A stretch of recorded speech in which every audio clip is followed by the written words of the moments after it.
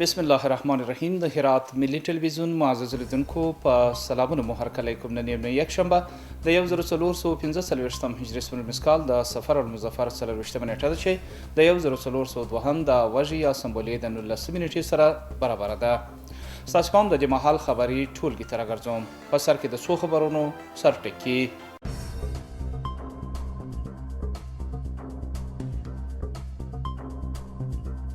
د یو شمېر تایلندي سیلانانو سره د اطلاعات او فرهنګ د رئیس لیدنه د موجوده امنیت او پرمختګونو ستاینه وشوه.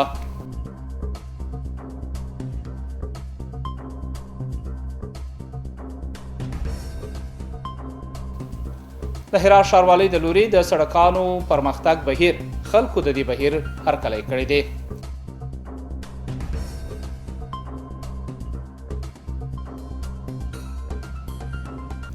او د بې قانونه وسلې د لیږد په تړاو د وطن نیول کېدل.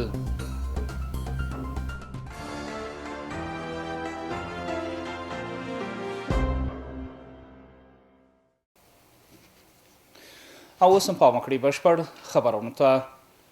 یو شمېر تایلندي سیلانیانو په هرات کې د اطلاعات او فرهنګ رئیس سره لیدنه وکړه. په دې لیدنه کې د اطلاعات او فرهنګ رئیس دغه سیلانیانو ته هرکلی ووایه او وی ویل چې دوی کولی شي د تفریحي سیمو، دیدني سیمو، تاریخي لاسي صنایعو او هرات نورو برخو څخه لیدنه وکړي. وروسته مولانا حقاني وویل تمه ده چې د هرات فرهنګي او امنیتي وضعیت خپلو هیوادونو ته هم ورسوي. د یادونې وړ ده چې میرمنې هم په دې پلاوي کې شامل دي. 10 تنه دي او د تاریخي سیمو څخه د لیدنې د زمینو برابرولو په برخه کې د هرات د اطلاعات او فرهنګ ریاست د همکارۍ څخه مننه کړې ده. د هرات ښاروالۍ د ښار د بیروبار سړک د ترشاتګ د پرمختګ خبر ورکړی دی.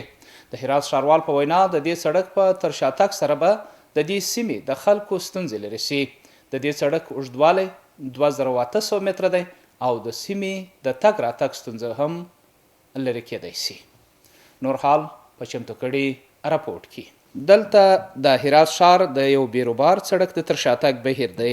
دغه سړک د هرات کندهار د لوی لارې یوه برخه ده چې د تخت سفر څخه نیولې تر ګمرک پورې غځېدلی دی. د دې سړک په ترشاتګ سره به د وسایطو د بیروبار ستونزه لرې شي. د تخت سفر څخه تر ترمینال پورې دا غټه پروژه ده او یقینا پر دې لارې باندې رش ډیر و او د خلکو مزاحمت ډیر و. اوس الحمدلله د کوم غبنشینیان چې درلودې هغه ټوله ورسېدلې سرته او عملا یې کار شروع دی. کم مشکل چې پکښې کې هغه ټول مشکلات یې حل سوه او د دې پروژې یوازې دغه د تخت سفر تر ترمینال پورې دې پروژې هزینه 40 میلیونه افغاني هزینه. د دې سړک ټول اوږدوالی 2800 متره دی چې پانګه یې د هرات ښاروالۍ د لوري ورکول کیږي. د هرات خلکو هم د ښاروالۍ د سلهاوو پروژو د پلي کېدو هرکلی کړی دی او وایي د اسلامي امارت په حاکمیت سره په هرات ښار کې د ښاروالۍ د لوري پرمختیایي چارې بې ساري بلل شوي دي. سابق بودی سرک خوردی سرک بین المللی هرات که به هر شهرها و ولایت ها اینا میره. خلاصه ایش به هر شهر حادثه بود به این سرک. حادثات زیاد میشد، حادثات ترافیکی، این ازدحامات زیاد بود ولی حال شکر با خوب شده. سرک انشالله کلان میشه رو به پیشرفت هم شکر به شما. دا په داسې حال کې دی چې اوس مهال د هرات ښار دننه سړکانو د پراختیا او ترشاتګ چارې یو په بل پسې روانې دي. یو تن د بې قانونه وسلې د لیږد په تور د اسلامي امارت د منصوبینو د لوري نیول شوی دی. د هرات ولایت امنیه قمندانۍ د 8 امنیتي حوزې منصوبینو یو تن د دې حوزې د اړوندو سیمو څخه د ناقانونه وسلې د ساتنې او لیږد په تور نیولی دی.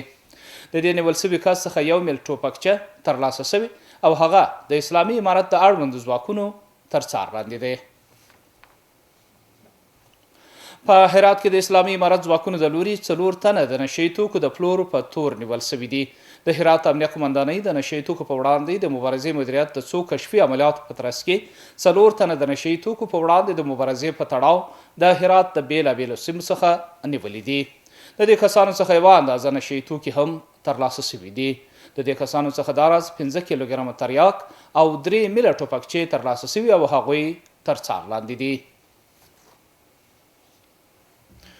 دا خبرونه اوس هم زموږ همکار نایب حبیبي د سبا ورځې د هوا حالات وړاندې کوي. ګرانو دوستانو د ما سلامونه ومنئ، شپه مو په خیر. هیله لرم چې روغ او ژوندی اوسئ.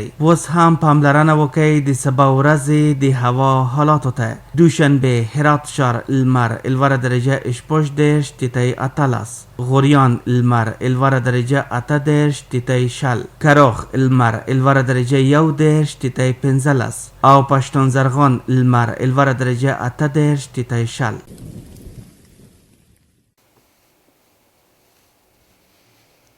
قدر ملیدونکو دا خبرونه اوس په پای کې یو ځل بیا د څو خبرونو سرټکی.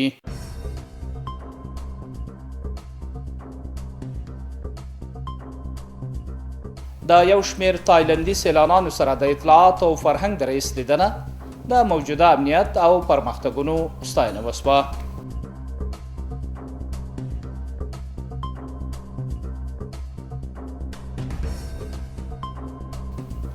د هرات ښاروالۍ د لوري د سړکانو پرمختګ بهیر خلکو د دې بهیر هرکلی کړی دی.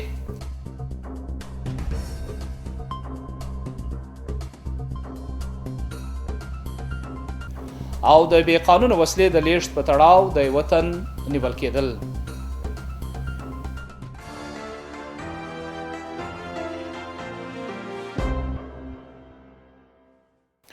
محترم لیدونکو دا وه د دې مهال خبرې ټولګه چې ستاسو قدرمنو حضور ته وړاندې سوه. تر بیا مو په لوی او مهربان خدای سپارم. هر چیرې چې اوسئ خوشحاله شپې ولرئ.